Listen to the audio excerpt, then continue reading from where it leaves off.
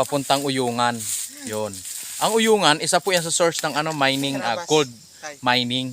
Kaya i-ano nyo pag from Manila, so if we travel from Apia, so magta-travel tayo halos 1 day pag nilakad po yan hanggang Uyungan.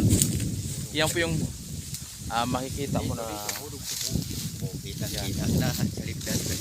yan po yan. Doon sa Uyungan, yan po yung isa sa gold mining na ano, may mining po ng gold dyan. Ang mga Igorot po kadalasan at mga Bisaya. Yan. Dito ang daan yan sa Mount Masalo. Papuntang Puray kamo. Yan, Puray dyan po rin ang daan. Yan ang mga ano na Rodriguez. Rodriguez, Montalban hanggang Uyungan. Kaya makikita nyo dito paikot po yan. Yan ang bundok niyan.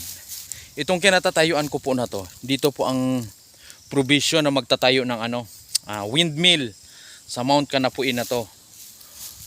Yan. Hanggang San Isidro, windmill ho.